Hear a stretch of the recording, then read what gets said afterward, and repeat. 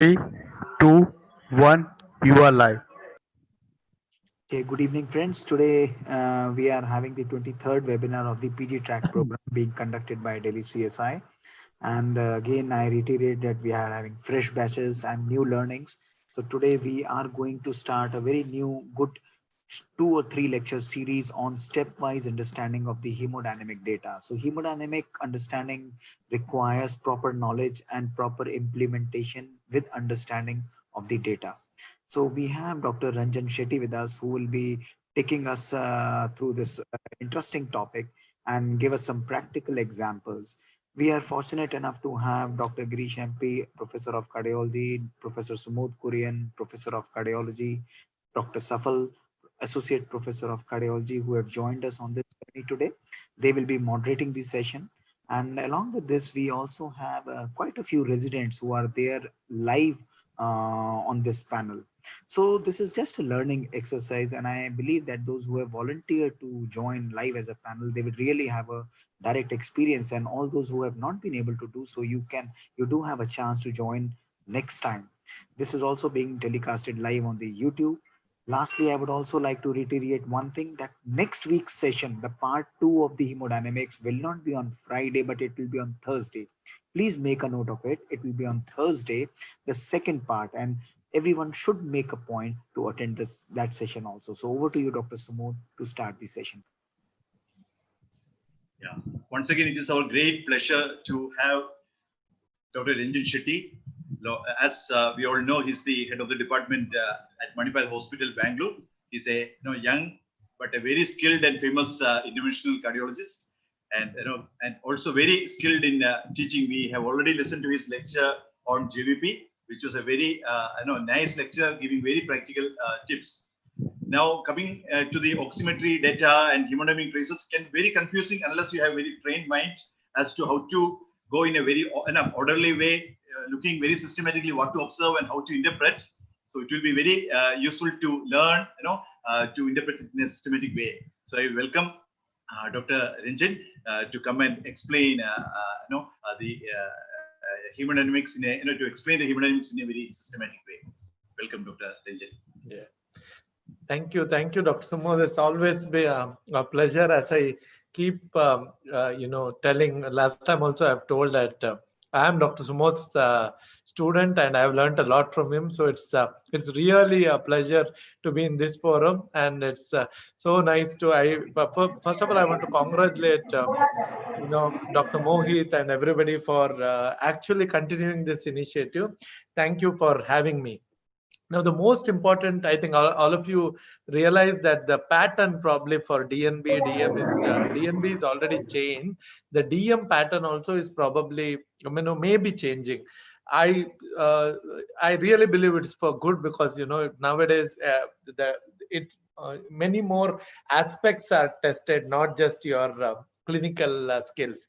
So when it is tested, now there is a pattern called OSCE, which is, if I have to simply put it, it is just little stretch spotters. We always used to have spotters of 10 or 20 marks, but nobody used to look at it very carefully. So we conducted the DNB exam this time here in Bangalore for the local students.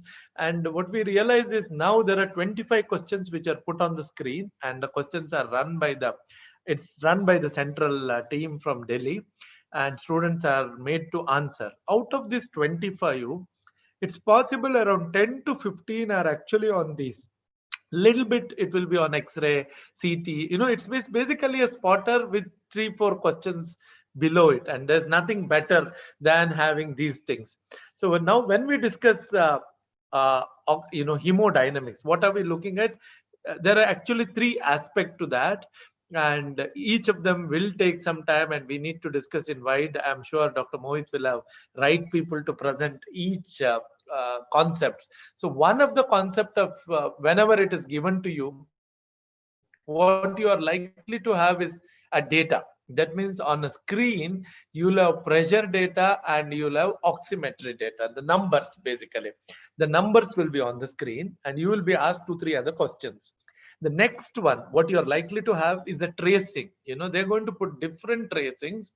So you need to talk about pullback. You need to talk about, the right side, which could be right side, which could be left side. So that is the second aspect of tracing. But that again is maybe a two lecture class. And the third aspect, what we show is angio. Where angiograms are put. Again, there is a theory of angiogram. Again, this is the disease. We need to understand that this is the disease which we are talking about. Once we make a diagnosis of VSD, you should know everything about VSD. Here we are trying to understand how to come to that diagnosis. It's like learning different language. For example,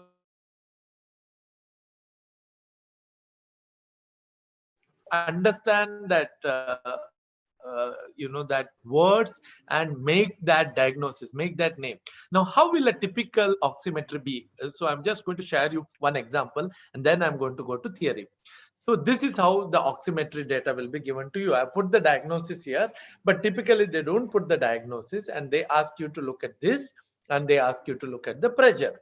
Now, let me make a simple diagnosis. Although today's class is not really about examples, if you want, we could discuss some example, but more about understanding the rules. When this is given to you, and I'm to believe that you are mostly into the just entered final year, so this is probably one of the first discussion about hemodynamics which we are going to have.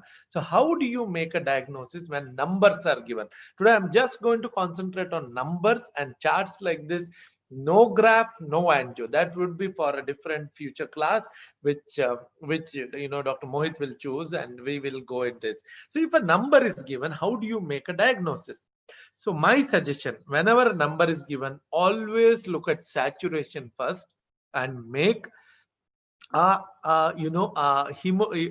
we call as a physiological diagnosis, and then look at pressure and make an anatomical diagnosis. Physiology always precedes in cardiology, so we always respect it.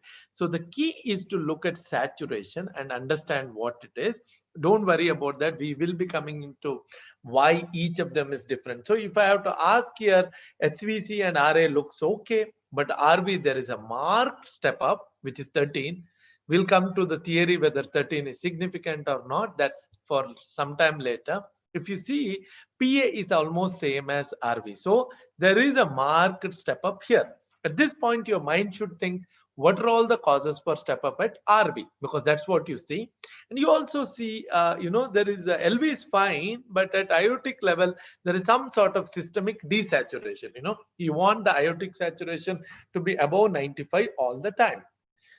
So with this, you have made some anatomical diagnosis. So there is something which is producing a step up at RV. So I'm sure there are DNB the final year DM students and DNB students here who will definitely know the causes of step up at RV.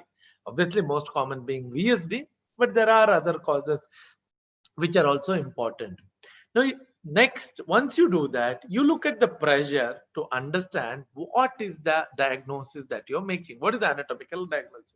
For example, step up at RV, VSD is the most common cause, but it could also be because of low ASD or a PDA PR. Remember, it could be because of coronary shunt, it could be because of RSOB. Now you have lots of possibility at this juncture. Now, how do you make that diagnosis? You are supposed to look at the pressure. Now, RA pressure looks okay, RV pressure looks high, and PA pressure also looks high. You also, by this, you have a feeling that PA is connected to RV. The systolic pressures are same, so there is no RV OTO. Wedge and LVEDP always matches. We'll come to that in some time, but it looks okay, or maybe slightly on higher side, but looks okay. Up to 13, we really don't worry. And systemic BP is fine. That looking at this, what is the diagnosis you would make? It could simply be PAH, if you want to think of PAH, pulmonary artery hypertension. But because of step up here, we think it is because of the VSD. And how big is this VSD? If the VSD was very large, then very large VSD, which is written, then the pressure is equal, almost equal. That's how we make a physiological diagnosis. The size decides the pressure gradient between the two chambers. So there are some concepts which you have to understand. I'm sure we'll go through it, in this class or some future class. Most people believe that in VSD, large VSD, only Eisenmengerization will give systemic pressure. It's not true. There is systemic pressure to start with because VSD is large. What does large mean? Like, I'm sure most of you are good at echo. Large means laminar flow. That itself means the pressure gradient between RV and LV is zero. That means RV pressure is equal to LV pressure. So if it is a large VSD and if it remains large throughout the life, whether it is shunting left to right, right to right, RV pressure and LV pressure will be equal. The reason being the size itself. Imagine it to be two different rooms and the room is open. So the pressure between the two rooms will be same. Now, then why should the shunt be left to right or right to left? That is something you should understand right now, right away. Shunts are not decided by the pressure. They are more decided by the resistance. So then it becomes the competition between pulmonary vascular resistance and systemic vascular resistance. As long as the resistance is low, the shunt will be left to right. As the resistance starts going up, shunt could reverse, or at some point it could be so balanced that it could still be left to right shunt, and at some point shunt could reverse. So this is some concept we should understand. So knowing hemodynamics a little bit and looking at a lot of example makes you think a lot and makes you good at it. Now, what are some simple steps? Today is going to be theory, so it's going to be a little boring. So I have to apologize for that. But there is no other way. When you are in exam, people are going to ask these questions, and these are considered basic. You can't get wrong. If some examiner, if I am examiner, I almost always ask about QEP. And I want the person to tell the right definition. So that's something which we need, which we need to ask. So very important that what are the formula? We always talk about QP. We always talk about QS. So I'm going to go to this formula. What are the components of this formula? What are the times when we alter this formula? This is for cardiology, this is a must. So oxygen carrying capacity of the blood, we should know it. It's 1.36, which is obviously specific gravity of mercury, which is part of the conversion. Then it's hemoglobin into oxygen saturation into 10. So this is the oxygen content of either arterial blood or venous blood, whichever blood. So if you want to calculate QP, you will use VO2, which is the oxygen consumption of the body. So basically, these are from Fick's principle, which simply states that, and it's not just for oxygen. Fick's principle is for anything. So it simply says, if you know the arterial concentration of a substance, and you know the venous concentration of the substance, and you know how much the tissue has taken it, then you know the flow through the system. That's the Fick's principle. Okay, so it's very simple. So you need to know how much something is taken. You need to know the arterial end. You need to know the venous end. So what we did in oximetry is substituted that something to oxygen, because we know VO2, which could be mathematical, which could be, I'll come to that. So if you know VO2, total oxygen consumption of a person per meter square, then you know the total oxygen which the person is taken. Then we have to know the arterial amount of that substance, which is oxygen, which is calculated using the formula by multiplying 1.36 hemoglobin saturation, which could be 97 for iota, into 10. Then we minus the venous side of the formula. So when you know the venous side of the formula, then you know the difference between the artery and vein, you know the total amount consumed. So if you divide, you know the flow. Luckily for us, lungs and body, we can assume that both of them use VO2, because it's the same amount of blood which goes to the lung and goes to the body. So in both of them we use VO2. For example, if you want to use the kidney flow, then you need to know arterial concentration of the kidney, saturation of the kidney with the formula. You need to show the venous saturation of the kidney, and also you need to know how much oxygen kidney utilizes. So for each organ, Using this formula becomes tough because you may not know how much kidney utilizes, how much brain utilizes. So you could use it for any organ. But when it is the whole body, VO2 will be same both for lung and both for systemic. So the formula will be VO2 divided by artery minus vein. But when it comes to QP, although we take pulmonary vein practically is like the artery there, it's reverse, and the mixed venous or pulmonary artery will be the vein there. So the formula goes little up and down. So using this formula in the previous example, QP was calculated, QS was calculated, and we find the ratio of QP by QS to be 1.3. Now this raises a lot of other questions. This is just for us to understand. Then we need to take resistance. What is resistance?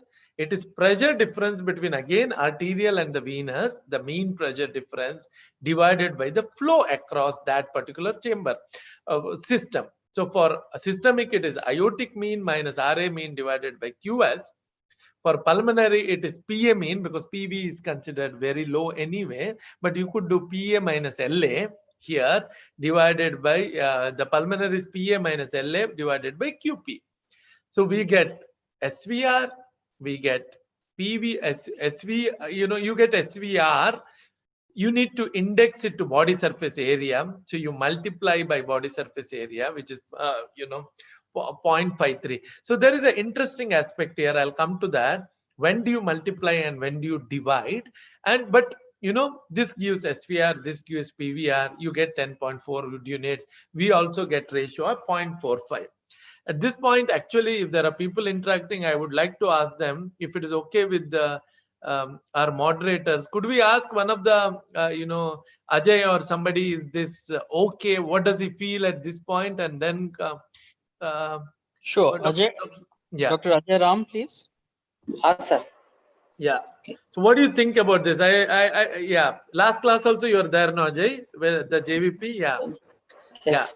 Yeah. What do you think about this data till now? First of all, I mean, it's talking just to computer, is sometimes very sad because I'm not just understanding how whether people have understood. So first of all, I want to ask, did you follow whatever we discussed till now, or are there any doubts? Yes, sir. I'm following, sir. Yeah, I'm sure there is some doubts, but I'll come to that later. So this one, what do you look when you look at this data? What do you feel? This is like a pre-test. I'm not touched upon anything on today's topic, but I'm giving you an example, and this is how it comes. So what do you think about this 10.4 wood unit? What does it make you think? Normally, if the PVR is greater than 10, then the patient is most likely inoperable. Like, okay. So you're worried about this data, Yes, so would you want if to it do is less. anything else to be We will more sure? We will do the vasodilator oxygen supplementation for this patient. Then after we will see. So I'm sure all of you are in line, so that's good. So let's go forward and see what we do. Now I'm going to go still more basic and probably making it still more boring. So that's sample collection. That's the crux. Today's is very basic theory, but believe me, this is important. People are going to ask you this question, and it's like JVP again. You need to know. Now, first is the oxygen consumption. I'm sure all of you understood VO2 is the key. How do we get VO2? So if you want to get a perfect VO2, you may have to use Douglas bag method or, polarographic method or assumed value. So most of us finally end up using an assumed value on the chart, but you need to know these two methods. Then the pressures have to be measured. So how many samples should we take and how do we take? So what catheter do we use? To take sample and pressure, both are important. It's very important to, most of the time it is done under fluoro. Very rarely you can do without fluoro, but if you are using a Schwann gas, but when you do a cath, it is almost under the fluoro. You could use an end-hole catheter, or you could use a side hole with tips close to the, holes very close to tip, like GL catheter. GL catheter is a very favorite catheter. Schwann gas is a flotation catheter, and we need to do under fluoroscopic control. You need to check your pressure and make sure you're in particular chamber. it should be in steady state. So the problem is, if you start taking one sample sometime and reaching the other, if you're taking time to go to PA, there could be the steady state could be lost. So that, especially in children, so it's very important to, what is suggested is best first you enter PA, on the way back take all the sample, because it's easy to come back from PA. It's sometimes difficult to enter PA. So if you want to do the full oximetrist, take your Schwann-Ganz or whatever catheter you want to PA, and in PA you start taking the sample. All the data sampling should be done within 7 minutes, and there's also a way to transport. Withdrawal pressures and withdrawal saturations are better than oncoming, because you're in IVC, you reach SVC, you're struggling to go to PA, the time is lost. So if there are ventricular if there are arrhythmias or any other alteration in steady state, if you could wait, you could wait and then measure the sample when it is accurate. Earlier, I don't know whether it's available now. Most of the time, when in the beginning, when I think we were doing DM, and I'm sure Dr. Girish, Dr. Sumod will agree with me that there was an oximetry just in your cath lab, and things were very easy. You're giving the sample and the oximetry. I'm told it's no longer available. I will check with your professors whether it is available in your center. So most of us end up using a ABG saturation most of the time. So that's something. That means we need to send it down or send to CCU. So time is wasted there, and more important is, before your cath is complete, you don't have value. So you don't know whether you need to repeat sample. Lots of errors occur when you do sampling. So repeated sampling, if possible, it becomes more accurate. Also very important, don't do an angio first. Always measure hemodynamic and take sample before you do angio, because the act of putting dye itself can depress the ventricular function and alter the hemodynamic state. Very important, do not over hyperinize the syringe. It should not have any air bubble. Before capping, you have to make sure it should be heparinized, but not heparinized. Make sure all the air is taken, and immediately, less than 5 minutes, you need to take it to the lab and measure.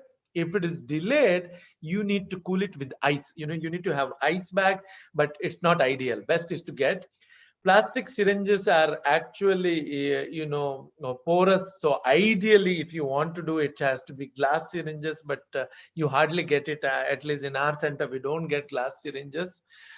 If you live longer, then WBC and platelet can use, and it's advised not to use ABG machine. But it's unfortunate that all of us do have to use ABG machine, because saturation becomes very difficult. So this is the guideline to optimal use. Multiple sites is needed, and I'll obviously send it to you. You should know this theory. If somebody is very particular and asking, you should know what it should be. Comparison also helps. Now, how do we do the shunt detection and shunt quantification? So this is coming back to this. You could use many methods, but what we standardly use is the fixed principle using oxygen. Most of the time, if you see, the principle remains the same. One of the methods to do shunt detection is indocyanine green dye injection and chart the progress of this dye. We don't do it any longer, but I'm sure you need to know this name. It's more sensitive, but to localize the site, it is not very optimal. So, you need to sample multiple areas. Just remember this method and remember the dye used. Pressure measurement is again extremely sensitive. Errors are very common. You may have to keep zeroing. It's advised that every 3 to 5 minutes, zero and make sure the pressure which you're getting is correct. Transducer should be at mid-chest level. Most cath labs have pressure transducer. Some of them have just one. You have to have 2 pressure transducer and measure. Also remember, some of the like RA pressure and PCWP, you need to measure them at end of expiration, not end of inspiration. but end of expiration. That's the measure, because there sometimes the variation is tremendous. So measure, this is how the manifold should look, and it should be mid chest level. Lots of error happens here, and the position itself changes the pressure. So if you're not aware, you'll get a wrong pressure. Now sampling, how many sampling will you take, and how many should you take? So going by theory, you need to take minimum 14 sample. It could be more, but most of us cut short. There is a difference of way of doing cath now versus the way it was done earlier. See, when in 80s there was no echo, so people really didn't know the diagnosis. The only way was auscultate, get the murmur, do cath, confirm, send it to surgery. That's all they had. But now we have information. We know it, whether it is VSD, we know whether it is ASD. Some information is already available because of echo. We are trying to get a much different answer. We're trying to see beyond echo. So we are actually going to look at physiology, whether it's reversible, not reversible, like the case example I gave you the example. So these are the different sites where we sample. So PA unit 3, one in left, right, especially for PDA, it's very important we do it. RV again 3, outflow, mid cavity inflow. Atrium again 3, very important. With the atrial sampling, you have to make sure it's looking towards the free wall, not towards the spine, because if there is ASD, you could pick up those blood. So you have to make it towards the free lateral wall, again up, middle and low. HVC, high and low HVC. What decides high? Azygous comes. Low HVC, because people could have a lot of PAPVC, anomalous shunts. Inferior vena cava, again high and low. Here the renal artery decides. High renal, above renal is high, below renal is low. LV sample has to be taken, maybe 1 or 2, and aortic sample again 2, ascending aorta and descending aorta. So technically you are taking 15 or 16 sample, and that's what we should know. But what are the samples which are must? There are MPA, at least 1 RV, 1 atrium, 1 SVC, 1 IVC also, but sometimes the formula is modified to have just IVC, and 1 LV, and aorta. Most of the time, if you're taking 1 aorta, it has to be distal to ductus, because ductus, with the right to left in ductus, the saturation could go down. So these are the minimal. Around 1 to 2 ml blood is taken. Typically, you don't inject it blood except in pediatric cases. Dr. Sumod can explain to you. Imagine you take 13-15 sample in a small 2 kg child.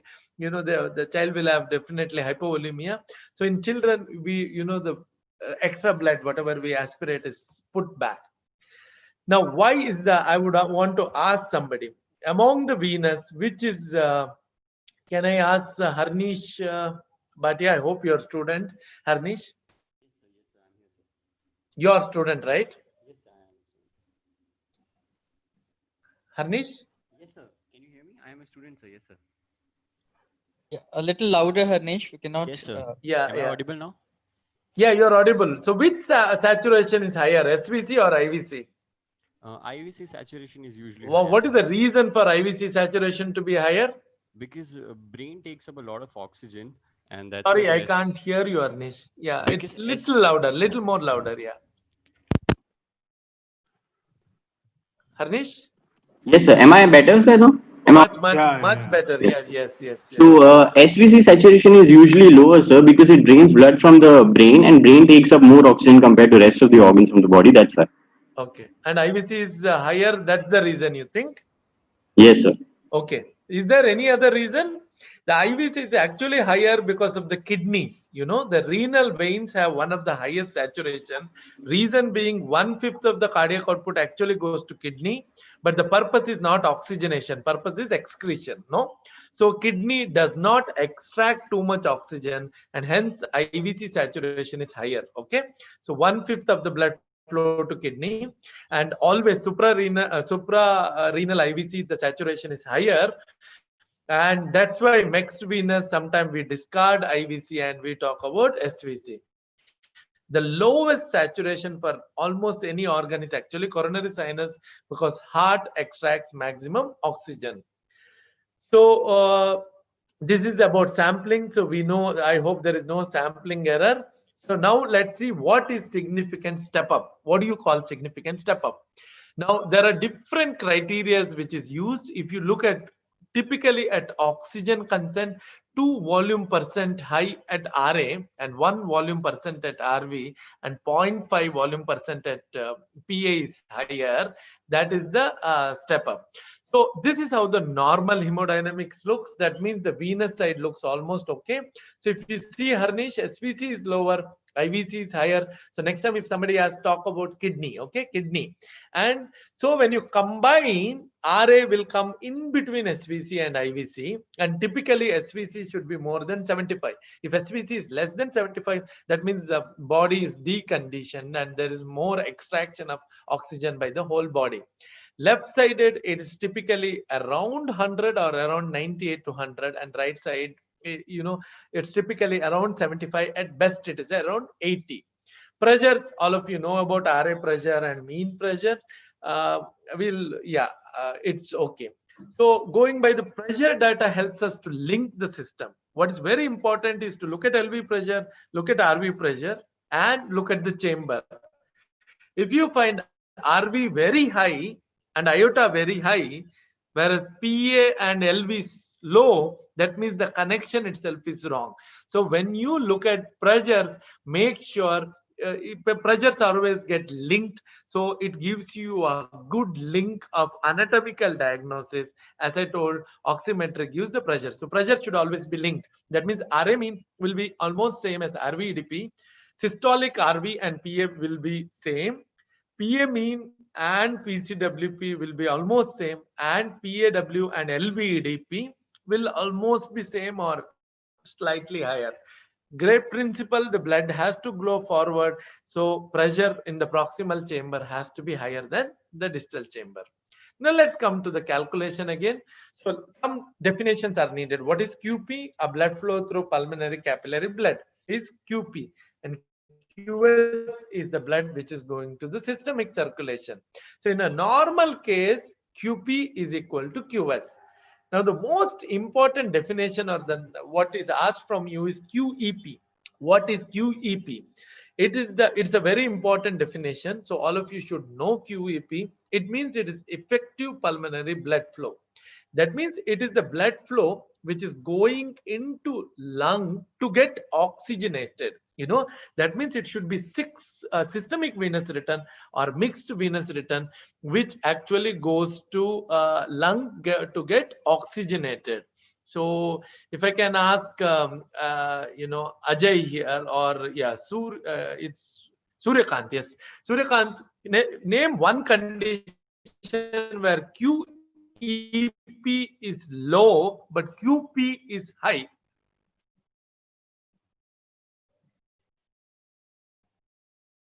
Suryakant, are you there? Sir, hello. Yeah. So name one condition where effective blood flow is low, but total pulmonary flow is very high. Sir, pulmonary AV mass. Hello. QP is higher, but QEP is lower. The pulmonary AV malformation. Same, no? Pulmonary AV No, that's malformation. not the right answer. Yeah, that's not the right answer, because pulmonary AV malformation, there is right to left shunt, but flow across all 4 valves is same. Yes, sir. So QP and QS are actually same. They are not different in pulmonary AV malformation. QP, QS is equal, same. They are same in pulmonary AV malformation. That's one more spotter which is asked for you. So I am asking a condition where there is too much blood flow in the PA, but the effective blood flow is low. High QP, low QEP. Sir, Can I ask Ajay? Yeah.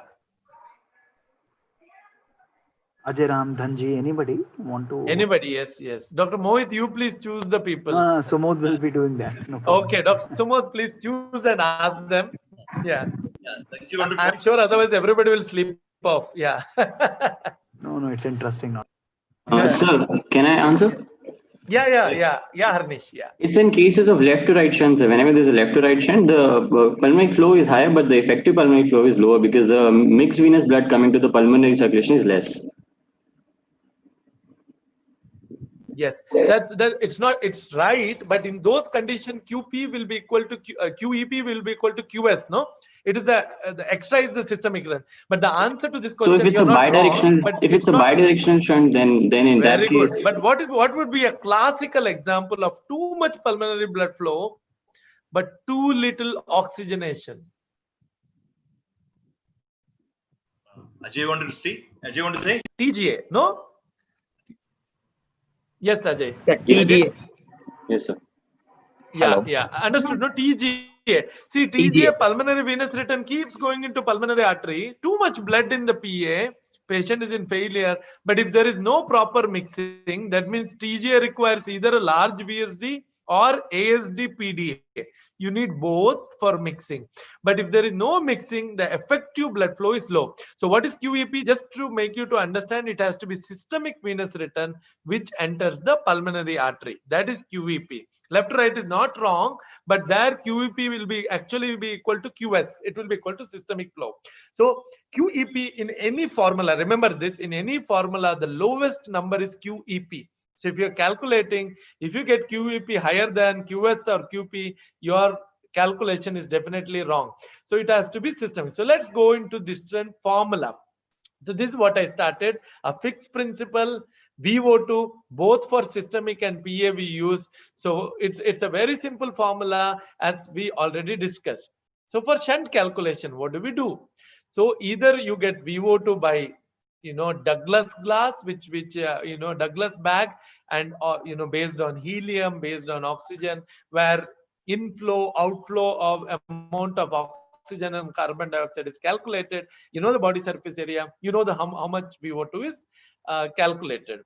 It can also be done with polyographic method, which gives a direct VO2 oxygen consumption, and there are other sensor methods.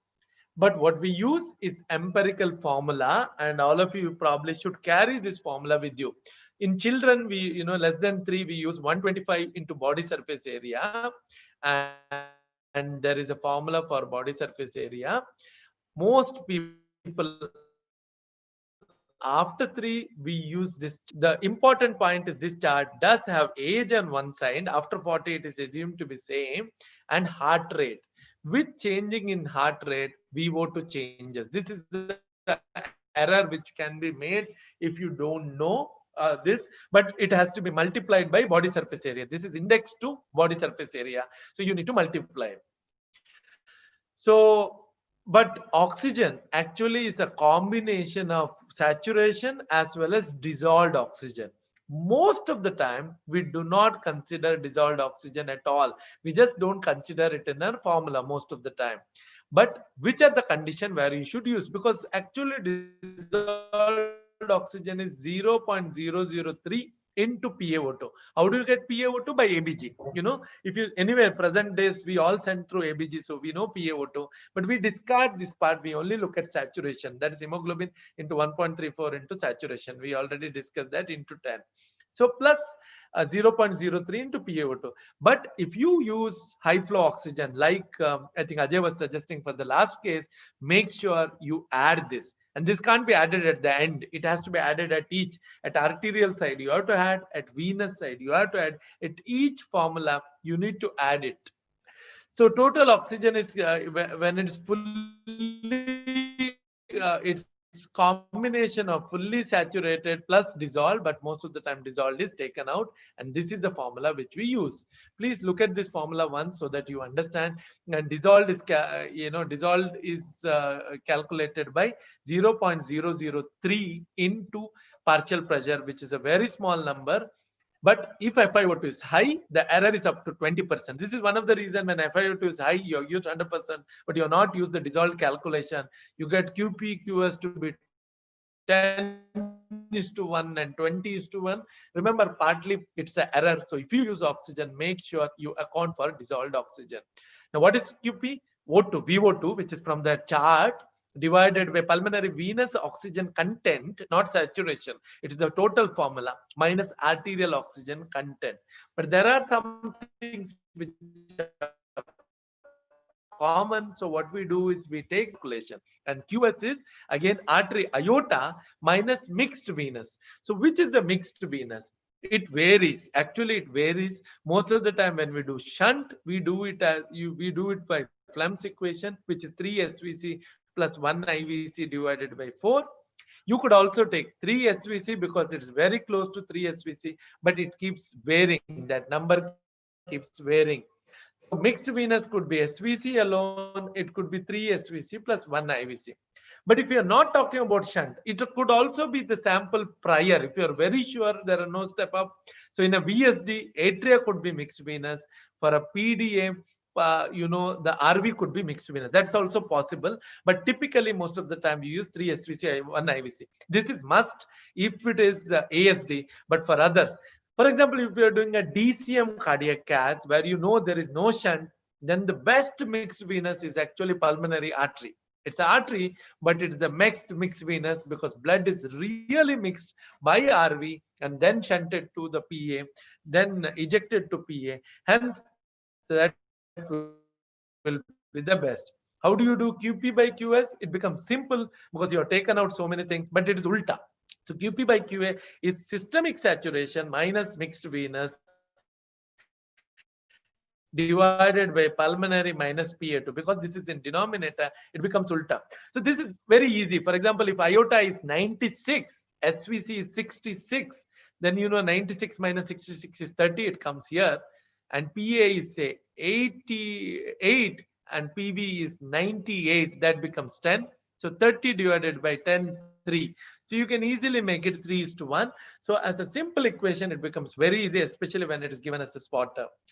So, so I think I'm sure all of you know this formula and you can calculate the oxygen capacity. Only problem is if you're using that dissolved oxygen, make sure then you can't take out and minus the saturation. You have to do for artery separate, vein separate, and that's something which you should add. So this is one simple example for a patient with 65% SVC, 95% SA, 95% PV, and 65% PA. So there is hardly any step up. The QS will be calculated as 2.5. QP also is same. So remember to add. The formula is 150, which is VO2. Then you have 0.95 minus 0.92. Into 1.36 into hemoglobin into 10, all in denominator, and you get this number, and you need to do the same for QP. So practice this. Otherwise, if you are doing it in the exam, they could ask you, because each of these so-called OSCE, actually there is 5 minutes. They could ask you to calculate, keeping it very simple. Dissolved oxygen, this is just the example which is given so that you understand the impact of dissolved oxygen. As oxygen is only 0.27 ml. So if you compare to a total saturation which is 20, addition of 0.27 doesn't matter. But if your PO2 is 600, like when you give oxygen at FiO2 1, the contribution becomes 1.8 ml. From the same example, and that makes an error. From 2022 makes an error. So please remember, whenever you use oxygen, consider dissolved oxygen also. Okay, this is the same thing telling us how your calculation changes using dissolved oxygen, especially when it is post O2. Okay, pre it is very simple calculation, there's no problem, but post there will be a mistake. So please make sure you don't do this mistake. Again, coming back to Q effective, typically if there is no shunt, they're all equal. But formula for Q effective, which will be asked again, VO2 divided by pulmonary venous total oxygen content minus mixed venous. By this time you realize pulmonary venous is the highest saturation possible. Since the denominator is big here, QEP always is the lowest number. It is the lowest number. When do you calculate? You don't have to do it for all cases. You could do it for fun, but you don't have to do. But if there is bidirectional shunt, like the example I gave, there was systemic desaturation as well as there was step up. If there is bidirectional, you must calculate QEP. Otherwise, it will be wrong. You must calculate QEP. But when you calculate PVR and SVR, QEP is not used. That is QP and QS only when you calculate PVR, SVR. But QEP tells you the amount of left to right and amount of right to left. So when do you calculate QEP? Whenever there is a bidirectional shunt, you must do it. In absence of shunt, it's very simple. It is equal. If there is only right to left shunt, QP minus QS will give you amount of right to left shunt, and if left to right shunt, in right to left shunt, QS is a bigger number, so QS minus QP will give the right to left. In bidirectional, get QEP and QEP plus the amount of left P. Like in TGA, there is a lot of left to right shunt, but QEP is small, the QP becomes bigger, and QS plus right to left shunt is the systemic. Now, how do you diagnose the shunt lesion based on only saturation? So some numbers you should remember. What is the significant step up? So at 8, that depends on two aspects. Is it the single value or is it the mean value? And again, it varies from books to books. That's where the problem comes. So what is the number which you are going to do? So I have a chart where I have compiled all the different formulas, and you need to tell some number. Most accepted number for mean. Mean means what? You have taken 3 RA, 3 RV, 3 PA. If you have taken 3 and taken mean, then the error will be less. So for atrial level, it is 7 because you are using Flem's equation. So it is 7. For ventricular and great artery, it is 5. So more than 7 from the mixed venous for atria, 5 for mean. For any level, that means from SVC to PA, if it is more than 7, it's a significant shunt. If you have single value, if you're lazy and you've taken just one value, then the errors will be magnified. So atrial level, it is 10, ventricular level 11, ventricular level 10, and great artery is 5. Now, this could vary. Remember this 755 because this is one acceptable number. Step down if the saturation comes less than 2% from the previous one. But remember, it could be 92, which is definitely desaturation. But anything less than 95, you have to be careful because normal saturation is invariably above 95. This is the compilation chart which will help you in exam if people ask you, where did you get this number? Grossman gives 755 and Moss Adam gives 966. Use either of them because these both are very standard books. Although I really like Moss Adam, but most of the time here I use 755. But remember either 966 or 755. This is the mean. This is for mean. Obviously, there are many different formulas, but just stick to this 966 or 755, whatever Dr. you Ranjan, like. if you can This is, I guess, video. Significant or no. Dr. Ranjan, if you can switch off your video, the voice will come more clear. So, If you can switch off your video, voice will be more clear.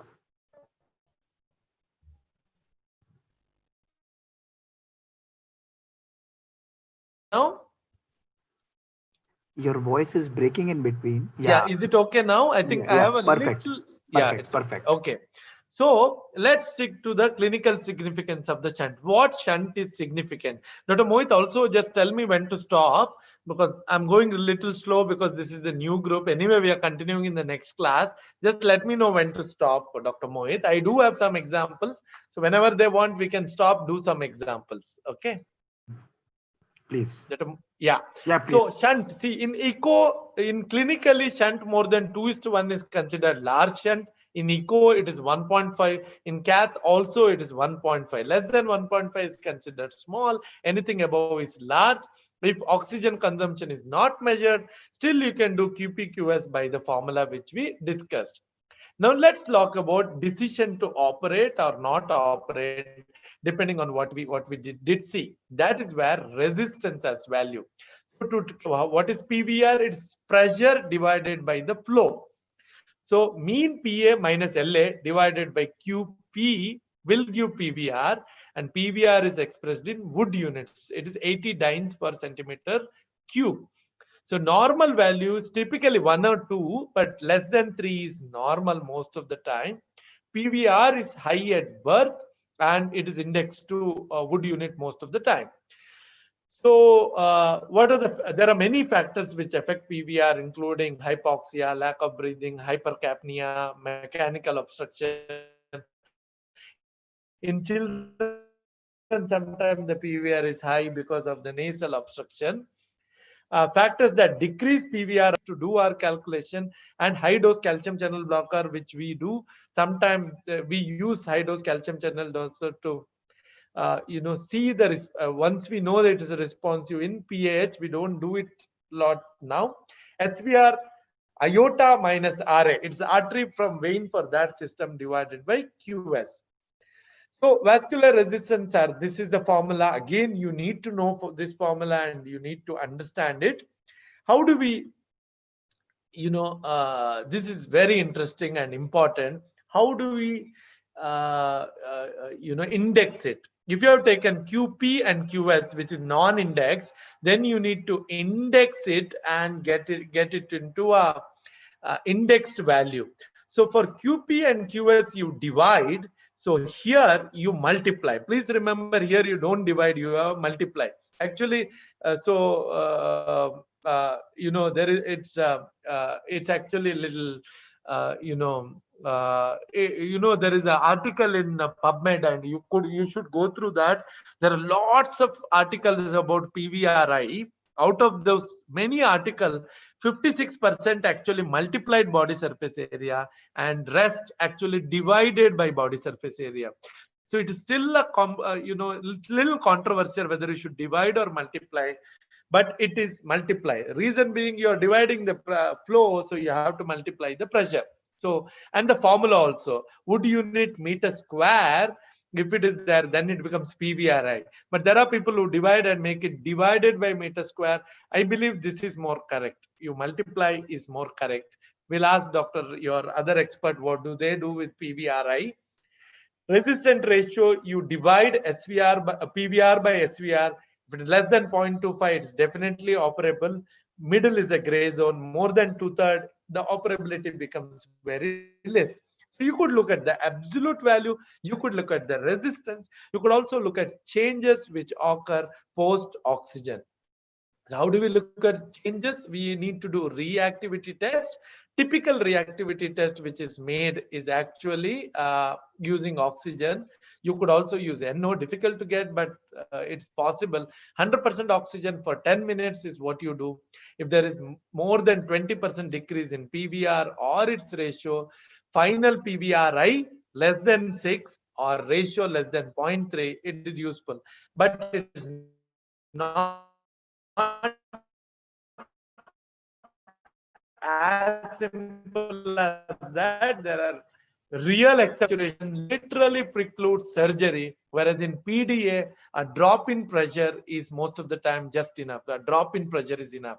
Whereas in ASD, so you need to change between ASD, VSD, PDA.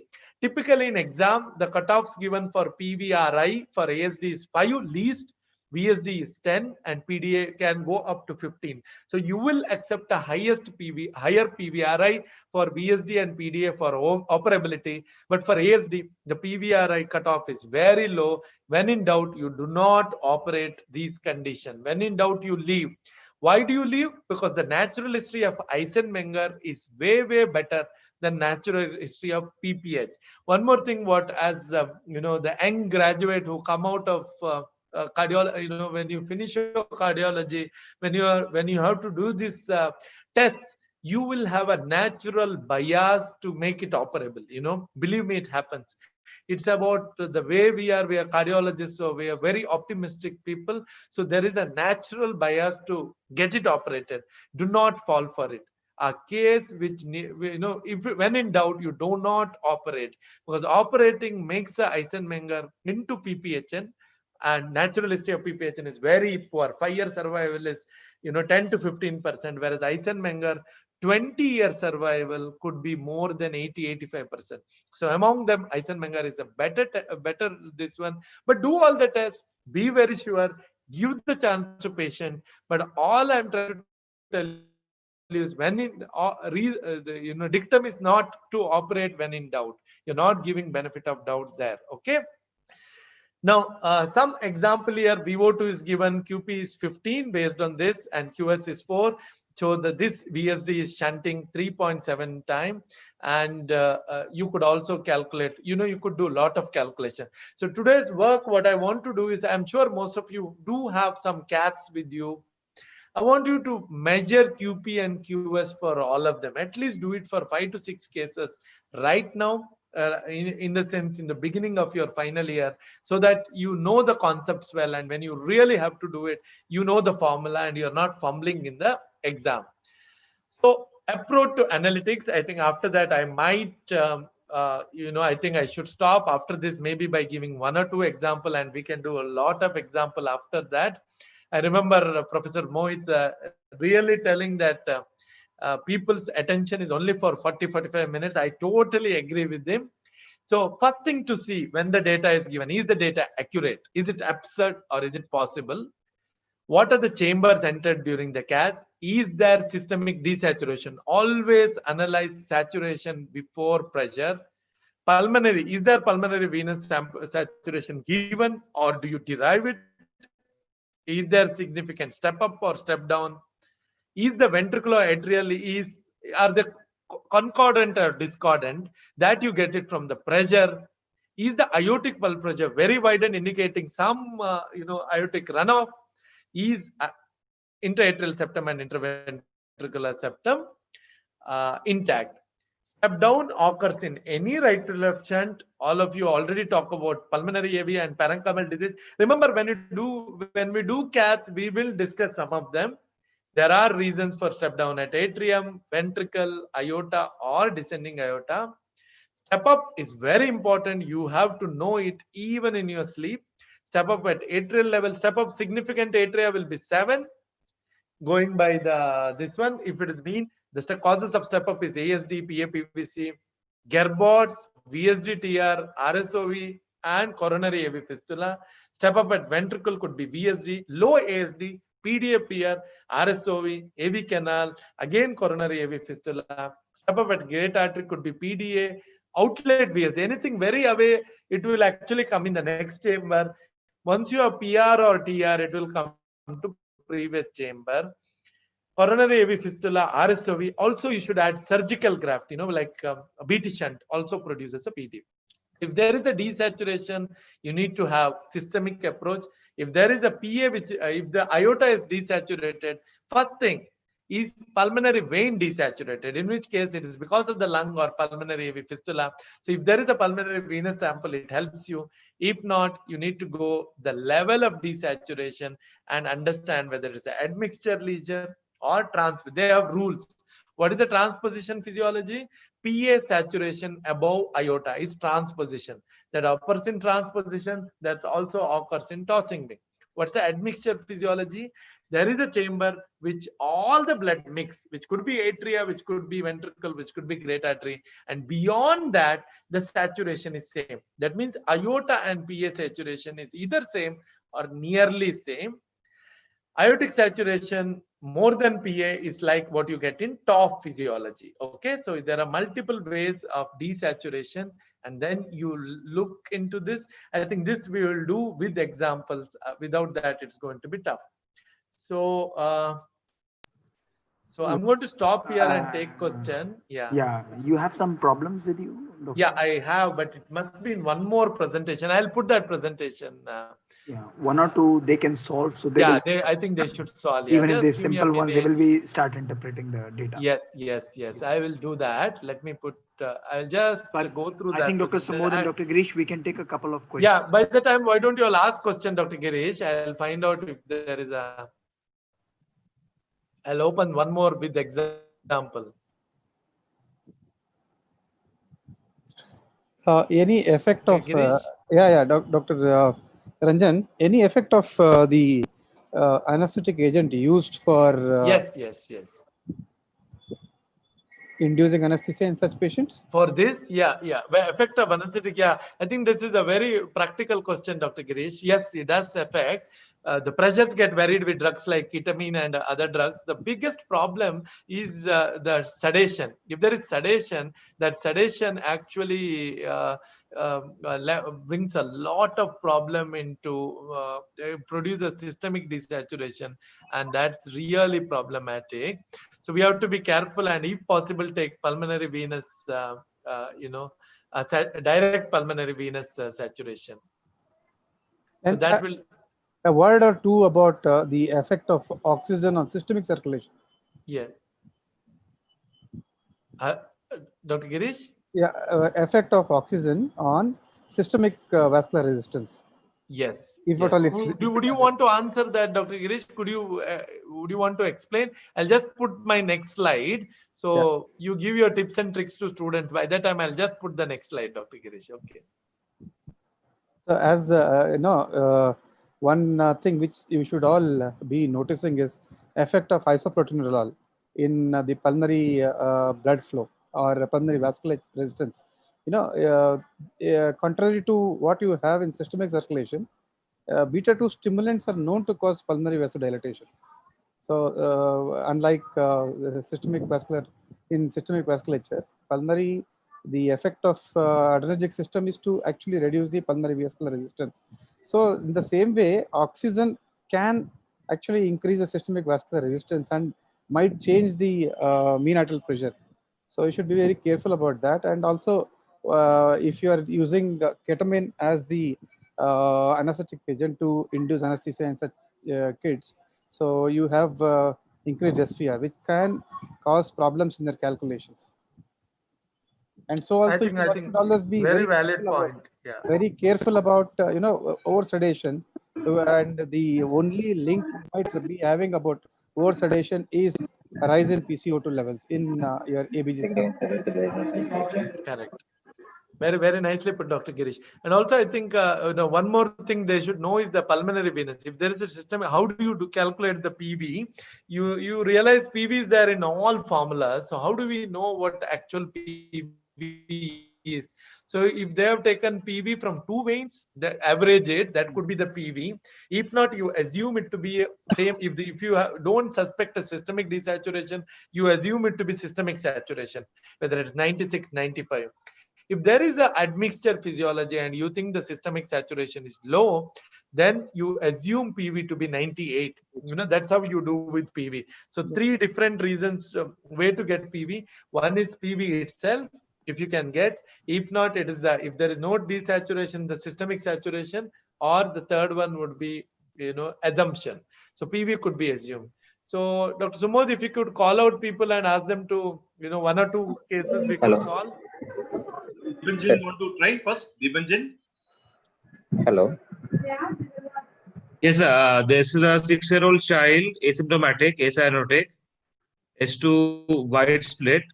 There is a step up from the SVC to the RA, and from RA to RV, some mild step up, not that much significant. The systemic saturations are like normal. So there is a significant step up from the RA to the RV. And there is the RV pressure is 50/6, which is more or less okay, slightly elevated, but not much elevated as compared to systemic pressures. PA pressures are also fine. So this looks like, and the RA and the LA pressures we don't have. So okay, it is the case where there is a significant left to right shunt across the ASD from the LA to the RA. So you think it's ASD, Dibanjan?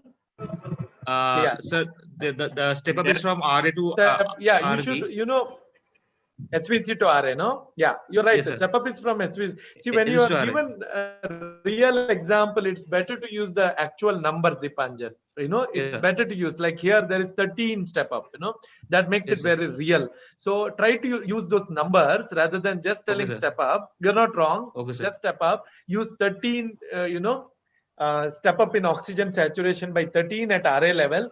And as you said, it's almost same later. So 2-3 questions here. Why do you think it is ASD? There are 7 causes of step up at RA. So why do you think it is ASD? So the clinically the child has got a wide split S2 and a 3/6 ESM. No, but nowhere it is written wide fix. No, it's written wide split. Yes, sir. Wide split. Yes. There are many causes for wide split also, no? Yes, sir. Yeah. So how do you decide whether it is ASD? You have already picked up step up at RA, but what are all the causes of step up at RA? Sir, like RSOV, Then any coronary cameral fistula which is connecting the systemic supply to the RA can also be a cause of the step up at the RA.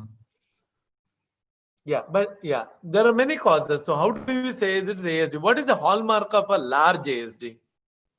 The A large hallmark ASD should have RA pressure equal to LA pressure. You're right, pressures. LA is not given, but what Yes, else is given?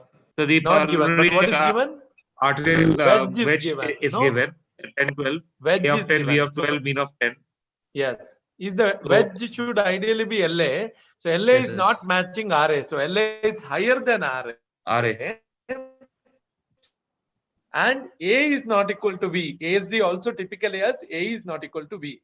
Yes, A sir. equal to V is very typical of ASD, no? So Yes, sir. you don't have these two features. So can it be, the whole question is, can it be something else? So it can't be a large ASD at least. Yes, sir. If it is a small ASDs typically don't have murmur and, there is a wide split and murmur. So the very likely answer is partial anomalous venous return. This is a very standard sir. question. This slide keeps going around everywhere in the country. So please remember, if you get this slide, your answer should be PA-PVC with PVC. intact atrial septum Yes, because sir. of the pressure. See,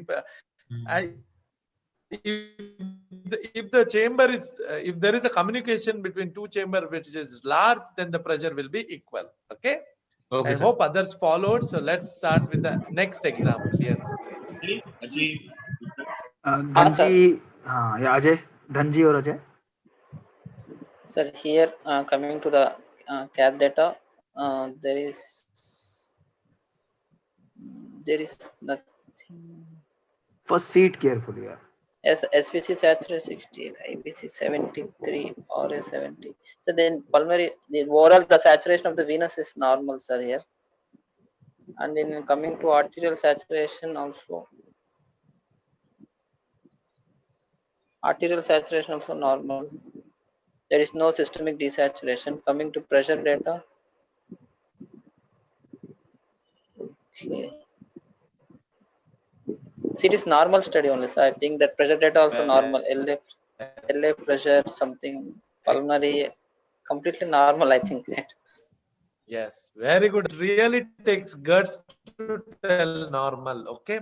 They say that the worst in a radiology final year exam, apparently the most difficult thing to say is normal X-ray, because you're always worried you'll miss something. So sometimes it is normal, but it takes guts to tell that. Okay. So please go through the data properly, and diagnosis is normal here. So can I put, I think I'll put one more or two more, depending on, yeah.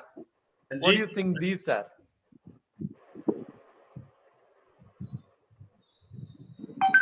Dr. Sumod, you can call out somebody.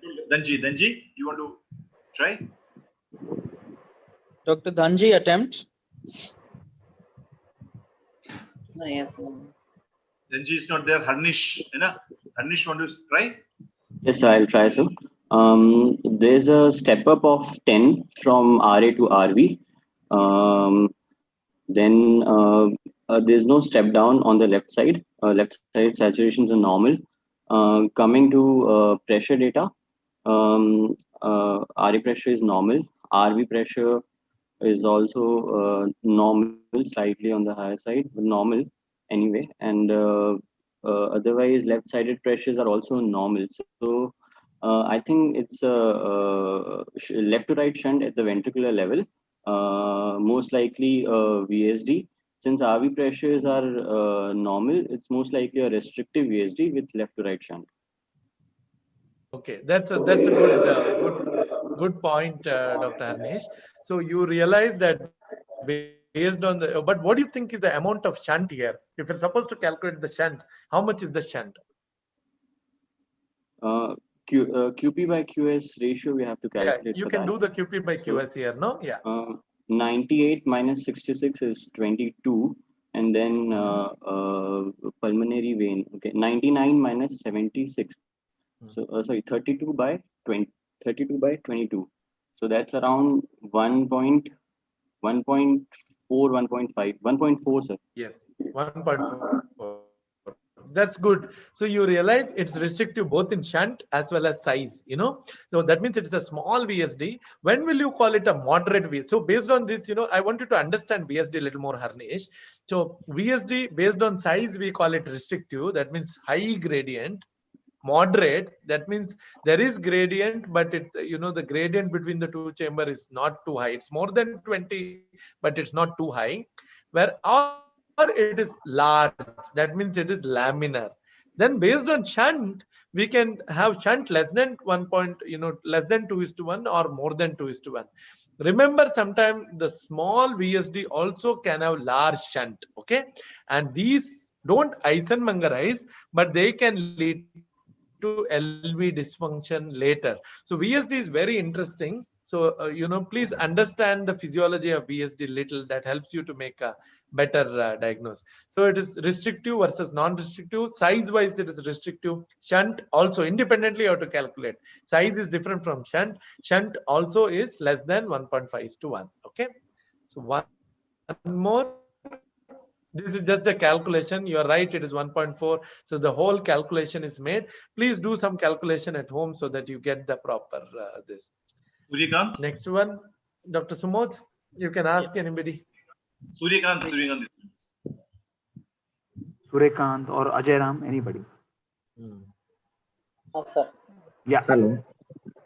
Sir, there is a significant. Suryakant is taking. Okay. Hello. Yeah, tell. Sir, there is a step up of 14. Yeah, sir. There is a step up of 14 at the ventricular 70 to 84. There is a significant step up of 14 at the ventricular level. Then left-sided, there is no step down. Coming to the pressure data, RA pressure is normal. RV pressure is slightly on the higher side. There is no, RA is communicated to pulmonary artery. So there is no fall. So RA is communicated to pulmonary artery. LA pressure is normal. In aorta, I want to say LV is connected to aorta. There's no dilation. So there is here, in this case, there is a significant step up at the level of R ventricular level, sir. Okay. So what is the likely diagnosis? Likely diagnosis. This case be.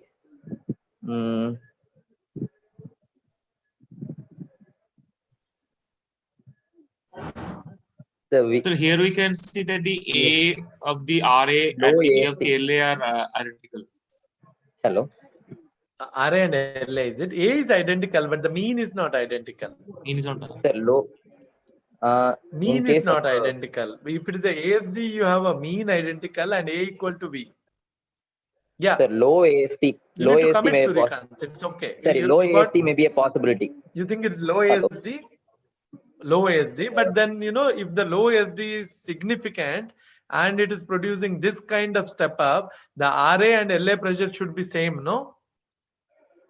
Yeah, sir. Not just the A. The total RA and LA pressure should be same. It should be large enough to produce that, no? It could be low, but the pressure between RA and LA should be same. So you don't have it. Okay, but so it's very likely VSD, no? The VSD, but the pressures are not equal. It may be a VSD, but in case restrictive, I mean small restrictive VSD. Moderate, you know, that's where you use the word moderate. This is, see, the most of my slides are actually succession. So, you know, there is a message which goes through those slides. So I was trying to tell you, last one was very restrictive, both in shunt and size. Whereas what do you think here? What is the shunt here? 3:1. I mean, do it. Are we? 98 minus 65. No? 98 minus 65. So that is 33. 33, sir. Divided by? Divided by I of pulmonary vein saturation 98 minus 99 minus 84. 99 minus 84. Yeah, 99 because LA is 99. You assume more than 2:2. Yeah. It is more than. So here you see large shunt. You also see a larger communication. Okay. But that communication is not large. So it's a moderate VSD here. So, yes. So some rise in RV pressure, like in echo, just think of echo, some rise in RV pressure. So here you would get gradient of say 80 or something, no? 54 to 136 if it was echo. So it's a moderate VSD producing a large shunt. And shunt is left to right. Okay. Okay, sir. So that's how you do it. But you need to commit just because not all VSDs will have pressure equal. If the pressure is equal, it's a large VSD. Okay, sir. Pressure is little low, it is moderate VSD. Pressure is normal, it is a very small VSD. Okay. And independently, shunt has to be calculated to tell the amount of shunt. So I think one more shall we have, Dr. Yeah, the last one, please. Last one. Okay. So this is VSD again, left to right. This is the calculation. Shunt is to 2.26, and this is the SVR PVR. Operable, small, moderate. So let's have the last one. Last one. Truly last. Okay, Harnish. Okay, sir. I'll go, sir. So here we have pre-oxygenation and post-oxygenation data. As we see the pre-oxygenation first, there is a step up from RA to RV of 10, and there's no step down on the. There's a step down of 6 from LA to LV also. Okay. Now coming to pressure pre-oxygenation, RV pressures are definitely elevated, almost same as LV pressure. So and even LA pressures are elevated with tall T waves. Mean pressure is also elevated. Okay, so there is a shunt at the ventricular level, which is probably biventricular, which is a bidirectional shunt. So yeah, and it's a bidirectional shunt with RV pressure equalized with LV pressure. So it's like an Eisenmenger. Now coming to post-oxygenation data, systemic saturations have normalized now, and systemic saturations have normalized, and the step up at the RV level has increased. And pulmonary artery pressure has come down from 104 to 92, and the mean has come down from 79 to 68. So yeah, it's a VSD with a bidirectional. Yes. So what do you think, Harnish? Is it operable or not operable? So I think for that we have to calculate the PVR and index PVR. And but what do you think by going by this? Yes, you have to calculate. The next slide actually shows. What do you think just by the data? Two things, Harnish. So just looking at this data, do not call it Eisenmenger, because by definition, Eisenmenger is irreversible, no? So you don't use that word. Use that there is a severe pH with systemic saturation. But definitely the things look much, much better, no? No Eisenmenger can go to saturation 97, post-oxygen. Shunt appears to have increased. And see, pressure-wise, typically in this case, the systole also they've shown little less, but systole may not decrease, but the diastole decreases, especially in PV. And there is definitely more than 20% decrease. So going by this, it seems operable. So let's see the calculation. So here, remember, post O2, in this case, you must use the total oxygen. Do not just use this. Okay, must use post. Now, Harnish, can you come? You have the data. Based on this data, what do you think? Operable, not operable? So PVRI was pre-oxygenation was 9.24, and post-oxygenation came down to 3.5, so significantly reduced. So definitely operable. Yeah. So less than 6 or less than 5 post-oxygen is very likely operable. Yeah, but there are other aspects also. You can't just, I mean, this seems operable. Same thing in an 11-month-old child is definitely operable. Same thing in a little older children, because Eisenmengerization typically doesn't set in by 1 year. The time of Eisenmengerization is 1 to 2 years. So age and other parameters also matter. A borderline case at 12 months, 1 year, 13 months, you would send them for surgery. This is not a borderline case. A borderline case little later you may not. Okay, so I think with this we'll stop. Most of my examples are they lead on to one another, so that it's more about explaining the concepts.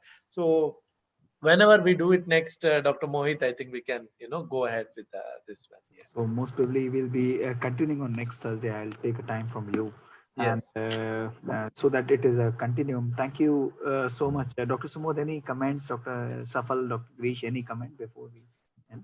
Some advice also, Dr. Sumod, all your from your experience, some you could give the advice to that. Your mic is mute, Dr. Muted. Yeah, as always, Ranjan has kept it simple and very basic and made it very, friendly for the students to understand. He has the wavelength with the students. They can always relate with him. Is there any cutoff below which you want to cap, like this vision and 90% saturation? Is there any cutoff beyond which you want like to do cap? And give the diagnosis of irreversibility, Dr. Subodh. Yeah, I think below 85, especially with clubbing, with clubbing and a deep cyanosis, I wouldn't do a cath. Somebody who is just cyanotic only on exertion, otherwise pink, but just exerts and has a little bit tinge of blue, that's something I would do. I would definitely do a cath. A clear cut, with the grade 3 clubbing, I wouldn't do a cath because very less likely that that's going to be operable anyway. Yeah. What about you, Dr. Sumod? What's your practice? You see maybe 100 times more patient than me with the pediatrics. So what's your practice really helps them? Yeah. No, not really. Well, when we get 90% saturation, I will also very skeptical, like you clearly told that better to borderline cases. I don't know whether we put the dissolved oxygen. I think the calculation is with dissolved oxygen. The final result came with dissolved oxygen. Yes. The second calculation should use dissolved oxygen. Otherwise, it's going to be, lots of non-operable become. But a word of caution is ASD. There are many people, Dr. Sumod can maybe clarify. ASD, if a baseline shunt is not 2:1, it's less than 2:1, be very careful. Even if it is already, if it is lower in ASD, your threshold not to put device or not to operate should be higher. Means you don't do it in ASD because the shunt in ASD is about RV compliance, LV compliance. The PPHN which develops in ASD, whether it's Eisenmenger or whether it's PPHN, people keep debating. In ASD, whatever be the cath, if the baseline shunt is not more than 2:1, I'm not very skeptical. I've had some patients, Dr. Sumod, where I didn't devise. Post cath, the value came down very well, but the baseline was 88. It was a large ASD. I was not comfortable closing. There is a VSD PDA, my threshold will be lower. I would close them. Especially, PDA, if I can balloon and show that the RV pressure is falling in 10 minutes, I would actually close that PDA. I would actually use the device to close and see what happens and not release the device. Only when the pressure falls, release. That can be handled better. Okay, thank you so much. Safal, comments from your side? My just one point of emphasis, since it was made and but it was not in writing, so just for the residents, a very important point made: you are not doing a cath to prove a patient operable. That was a point which sir adequately emphasized.